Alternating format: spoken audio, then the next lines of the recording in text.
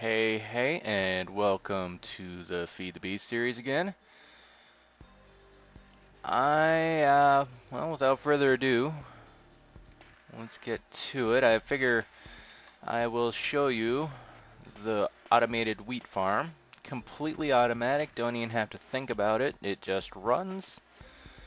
Alright, start with the timing mechanism. This is the automatic fuel system. Make sure it doesn't run all the time, but it gives enough fuel to run, every hour. But I'll get to that. I'll start from back to front. The wireless transmitter that goes down to the geez, the red power. I can't hold on. Transposers. Yes, I got transposers down there pumping out the fuel into pneumatic tubes.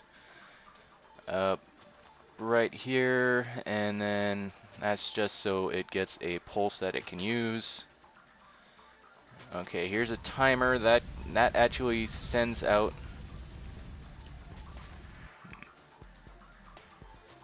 Can't put a placeable block in your hand, otherwise it glitches out the red power items. But this controls how many pulses go out. I gave it 1 second so that the pulses do not interfere with each other. And this is a this is sitting on top of an RS NOR latch because I like them so much.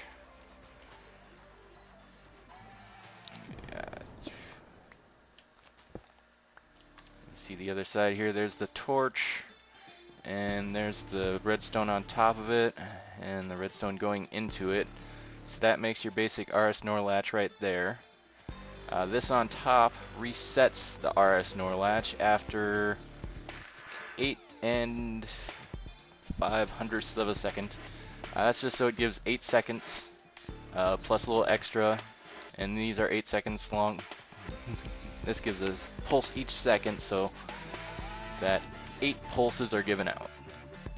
And with the transposers, that 8 pulses mean 8 items. Alright,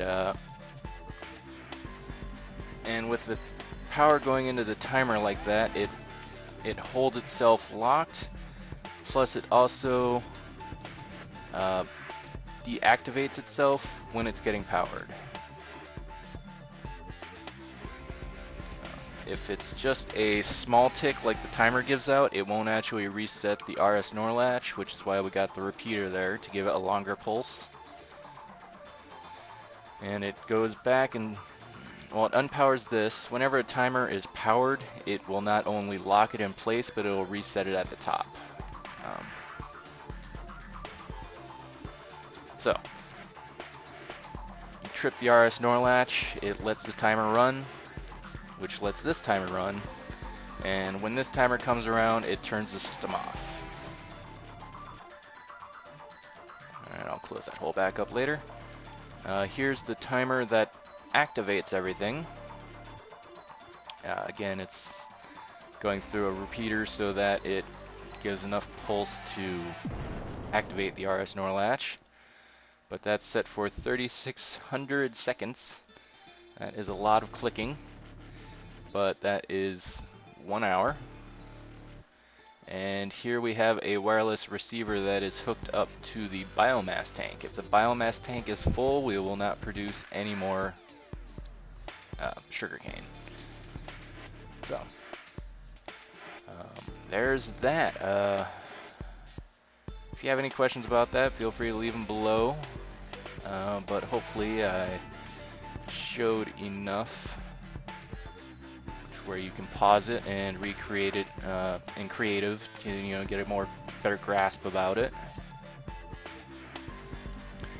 I used to have the transposers over here and feeding them down into the wheat farm, but after I added another layer, well, another 2 layers, I went to the wireless so I could control 2 sets of transceivers.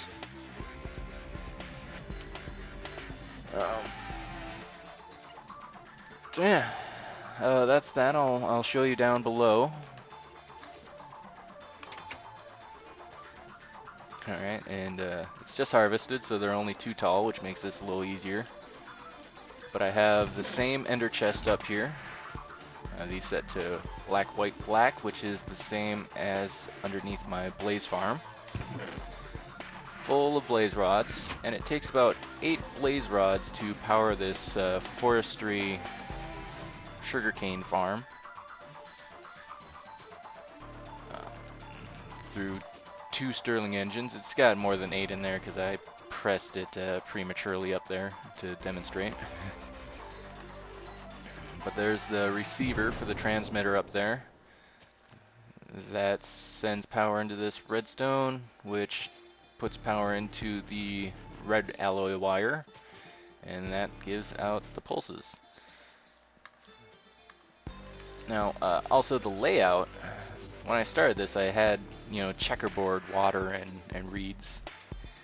You know, but my brother came in here and he showed me a design. I'm pretty sure he didn't come up with it. I think he saw it on another YouTuber's video. But if you make, if you're familiar with chess, knight moves, this maximizes your land per sugarcane ratio. Least water, most sugarcane, you know what I mean? Alright. And I believe that sugarcane farm from forestry covers a 20 by 20 by 10. So technically you can fit 2 farms per each you know, farm machine. Ooh, glitched up through a hole. So we got 2 layers per machine. And here is the second farm I made. Virtually the same setup. We had a little problem with the pattern when we ran into this. We could put another water source here and get those 2, I guess. But don't have any infinite water sources down here right now, so I'll do that later. For now, I'll just put that there. Collecting yellow flowers for dye, so I can get more ender chests going if I need to. Yeah, and if we just go down here, I actually dug this out. This is the first thing I did with a turtle.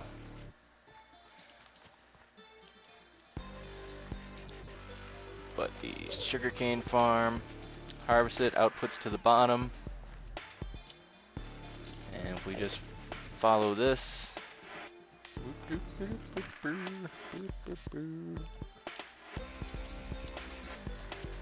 it runs up to meet the buildcraft pipe from the top, and these just go around the corner here. I suppose we could have used an ender chest for this, but I didn't really want to get too many ender chests in the world, fearing that they might lag it. But these go into the chest up here just as a buffer in case something up top went wrong. Oops, almost went the wrong way. No baddies out here. Got a pretty good fence along here and enough lights to keep it pretty safe. Just gotta keep an eye out at all times. And there's the chest you saw down there. It's got a gate on it. If the items are in there, it'll pump it out. We just got a regular stone pipe. Those tend to split them up pretty evenly. It's a random chance really, but it tends to work out to where neither one overflows. They process them fast enough to where it's pretty instant. I haven't seen more than 5 in there at a time, so no worries of overflow there. Got an ender chest here full of compost. I'll touch up on that when we do the automatic wheat farm, because that is a big part of that. As you can see, it just activated because that one ran out. I've got an iron AND gate which reads as the fuel is below 25%, and in this case the compost acts as fuel to send a red pipe signal. We got the red pipe wire going up along it, and red pipe signal energy pulsar. Now, if you're new to Buildcraft pipes and gates, you need an iron gate or a gold gate, anything higher than a normal gate. Just iron or gold or higher, if there is higher. Yeah, I think there's diamond gates. I haven't played with those yet though. It will not give you the option for red pipe signal if you do not have a red pipe wire on the pipe already. Hopefully that helps you out, saves you a few headaches. And here's the automatic shutoff for the wheat farm. It's just a gate that says when it's full, give a redstone signal. And this redstone will pick that up, put it right into the wireless transmitter, and you saw the wireless receiver up there already right next to the timer. Alright, did I miss anything? I think I already touched on the fact we just put the biomass straight through. I got pressure plates on these doors. Right through these stills. And keep the biofuel tank full. Just 2 of them seem to work out fine. Getting power from the system ahead, so our Michael Jacksons, as it were.